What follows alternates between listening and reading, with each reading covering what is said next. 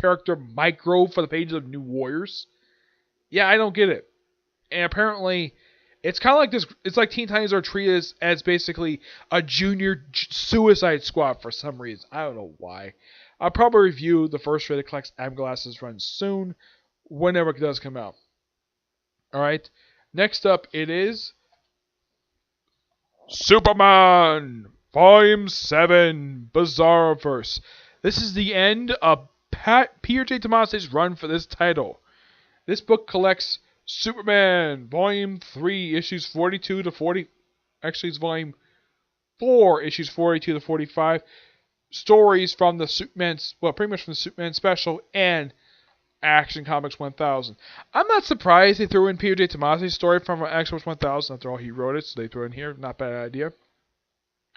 Yeah, as for having his final story featuring the return of Bizarro, this was a brilliant stroke of genius, and it's only like the last 4 issues of the run. And the whole story of Bizarro, that's only 3 issues. Yeah, and the final issue, just the goodbye before Brian Michael Bendis takes over this book. Excuse me. Though in the case of this book, for his run, it's actually quite interesting. His action, I don't know where the heck he's going with that. Yep. Yeah. Though this story is also the debut of the Bizarro John Kent. Yeah, even though that when this came out last year, John Kent only been around for 3 years, and now we have a bizarre version of him. Okay. I like the bizarre version of him and the bizarre version of Damien after this storyline. Start working for the fair for the town that, well, Tomasi had the Kent family living in since issue 1. Yep. Though in the case of the Superman special story, that was simply tying up a loose end from this story, from this run. Well, them going back to the Island Full of Monsters, bringing back Captain Storm. Yeah, that was a good idea to follow up with that for the Superman special. And I love the montage for the opening story, which is simply put, like him show up like all his various outfits he wore over the years. Yeah, it's basically a series of one-shot splashes. Yeah, of classic Superman stuff. Though it's based upon various other things related to Superman. We also have Patrick Gleason as a co-writer who also has the artwork in here. Not a bad idea for him to come back for the final issue of this run, because Patrick Gleason frequently works with Peter J. Tomasi. So does Doug Mankey. And we also have Scott Kowalski, who's also the inker in here, and they're the ones who actually, well, these 3 artists are just, well, really good. We also have Bizarro Legion of Doom in here. Yeah, that was a weird thing. Yep, the cover art in here, this is done by Patrick Gleason and Angelo Sanchez. Yeah, who was actually the colorist in here. Yeah, the Bizarro story I thought was really good, and also I thought it was really neat to see Katie, who was kind of John's girlfriend, meeting Nobody's daughter, who was from the Robin Son of Batman series. Great to see these two meet. Two girls who are simply kind of love interests for Robin and Superboy, which I thought was really cool. Though at least they reference a page of Super Sons, which I thought was really nice. I'm going to give this book roughly a 9.5 out of 10. It's really good. I thoroughly enjoyed it. My final thoughts for this particular run. This run, despite the fact my friend Edgar doesn't like the whole nostalgia stuff, this book didn't feel as though that this delved upon nostalgia.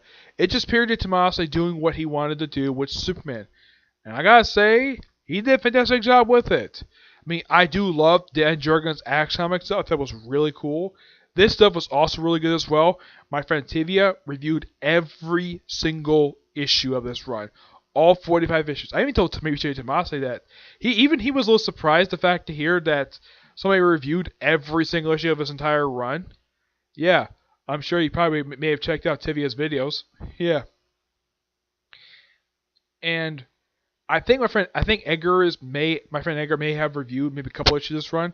Now, he didn't like all this nostalgia. He thought that maybe the whole thing with the whole merger between the post-Flash of Superman and pre-Flash of Superman, he thought that maybe that Tomasi would do it like somewhere after Superman Reborn.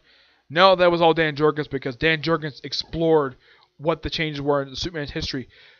What in the case of Peter Tomasi, he basically did a storyline raft that called Black Dawn, which basically was something that was building up to issue 1, which you gotta at least praise the fact that Tomasi did it. And plus, I love the fact he brought in Frankenstein from the Frankenstein Age of Shade comic series. Though this was the last time he appeared prior to this was actually in the pages of Batman and Robin, which not surprising because Peter Tomasi wrote that title, so it's not surprising to have him show up here for a few issues, which I thought that was nice. The feature also Return of the Bride, that was quite cool too. Yeah, the Bride, I think the last time she showed up was actually not in Batman and Robin. I think her last appearance was actually in the pages of Frankenstein the Age of Shade. They mentioned Shade in here, though. I gotta ask, how in the world do these aliens, by the way, it's revealed that the whole town is basically all a group of aliens. How did they capture Frankenstein's monster, and how in the world do they keep his like capture a secret from Shade, one of the most like secretive organizations in the DC universe? Yeah, it makes no sense at all. Yeah. Plus, it's also great to see Return of Bizarro. That was quite nice for this particular run, this particular set of issues. Yeah, and of course everyone else will have a after this. Then came Brian Michael Bendis' Man of Steel series, and now his run for Superman.